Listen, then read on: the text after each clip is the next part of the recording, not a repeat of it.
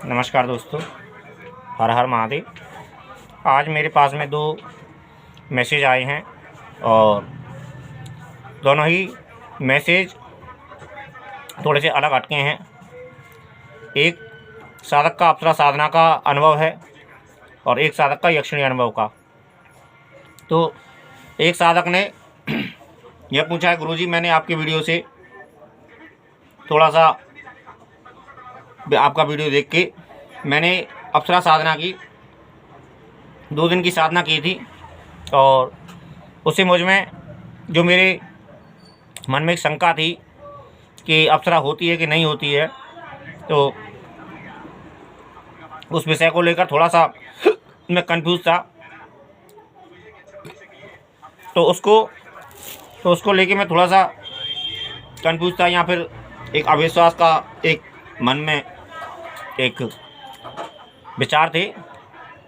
लेकिन जब मैंने 2 दिन की साधना की, आपने ज़्यादा से ज़्यादा मालाओं के लिए कहा था और मैंने 2 दिन के लिए 51 माला का जप किया था और आपके हिसाब से मैंने 2 दिन की साधना की थी ट्राई करने के लिए कि शक्ति होती है या फिर नहीं होती है। तो मुझे 2 दिन के साधना में एक अनुभव हुए और एक स्त्री वगैरह का दर्शन वगैरह हुआ था और काफ़ी सुंदर थी। और दूसरे दिन मुझे अनुभव हुआ था, लेकिन मैंने 2 दिन के लिए ही साधना की थी। लेकिन 2 दिन जब मैंने नियम का पालन किया तो मुझे बड़ी कठिनाई महसूस हुई और किसी भी चीज़ को, मैं शादीशुदा व्यक्ति था वो, तो वो कहता है कि 2 दिन उस नियम को पालन करने में अनुभव तो हुए थे। एक तो मेरी सबसे पहले शंका जो थी कि अप्सरा होती है फिर यहाँ नहीं होती है, तो सबसे पहले तो यही समझ में आया कि होती है अप्सरा। और ऐसे ही हमको किसी चीज़ पे शंका नहीं करनी चाहिए, क्योंकि बिना करे और बिना समझे किसी भी चीज़ को झूठा नहीं कहना चाहिए।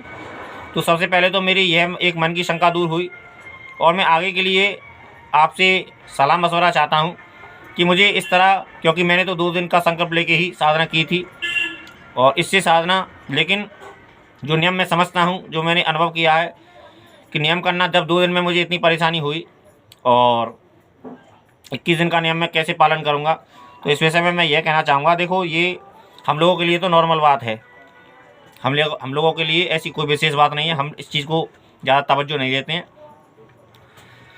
क्योंकि ब्रह्मचर्य अपने आप में, जब यदि व्यक्ति को जीवन में सफल होना है तो बहुत कुछ सहना भी पड़ता है, बहुत कुछ करना भी पड़ता है। और ख़ासकर उस व्यक्ति को करना पड़ता है जो व्यक्ति जीवन में असफल हो, तो उसको बहुत सी चीज़ें सहनी पड़ती हैं और बहुत से कठोर मेहनत करनी पड़ती है और बहुत सा कुछ इस समाज में सहना भी पड़ता है।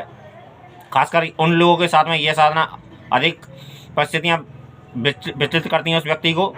लेकिन यदि कोई नॉर्मल व्यक्ति, यदि संपन्न व्यक्ति है और उस चीज़ को, उस चीज़ के पास में सुख की पूर्ति होती है, उसके पास में सुख साधन होते हैं, तो उन लोगों के लिए यह व्रत करना थोड़ा सा कठिन हो जाता है। लेकिन यदि विशेष जीवन में यदि आप कामना करते हैं और विशेष इच्छा रखते हैं जीवन में, तो हमें मेहनत तो करनी ही पड़ती है, क्योंकि बिना मेहनत के इस जगत में कुछ नहीं मिलता है। और सभी को अनिवार्य है, ऐसी बात नहीं कि मुझे ही केवल मेरे लिए छूट है या फिर किसी के लिए भी छूट नहीं है। जहाँ तक मैं समझाऊँ अपने इतने बड़े जीवन में, कि किसी के लिए छूट नहीं है, चाहे कोई कितना ही बड़ा भक्त रहा हो भगवान का। नियम का पालन सभी को करना पड़ता है और सभी को, यदि कोई गलती करता है तो उसको दंड भी मिलता है और सभी को मिलता है, ऐसी कोई बात नहीं है।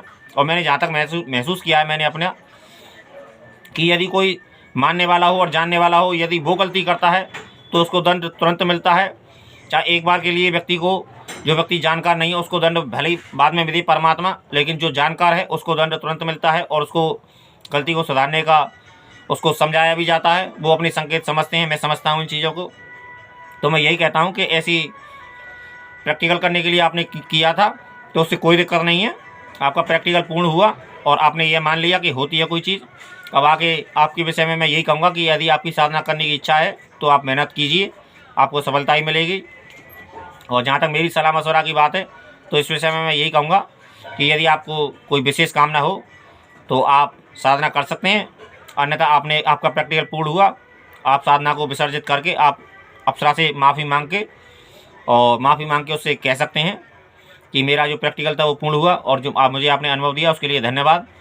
और आप उस मंत्र जप को जिस विषय में भी आपकी कोई वैसा कोई वो हो, तो उस पाठ का अपना उन मंत्रों का फल मांग लीजिए उससे। जो आपका जो नॉर्मल छोटी मोटी कोई भी आपके घर में आसपास में कोई भी आपकी ऐसी इच्छा हो, तो आप उसके लिए आप उससे कह सकते हैं, और प्रार्थना करके, क्षमा प्रार्थना करके उसका बाकायदा सम्मान से कि क्षमा प्रार्थना, मेरा प्रैक्टिकल पूर्ण हुआ, और उससे माफ़ी मांग के उसके आप जो भी कहना चाहें उससे माफ़ी मांग सकते हैं, और उसको आदेश दे सकते हैं कि आप अपने जिस लोक से आई हैं आप उस लोक में जाएं, आप जहाँ की रहने वाली हैं आप वहाँ जाएं, और मैं आपसे क्षमा मांगता हूँ, मुझसे गलती हुई, मैं आगे से ऐसा प्रयास नहीं करूँगा। और यदि आपको साधना करनी है तो फिर दोबारा से संकल्प लीजिए और साधना कीजिए।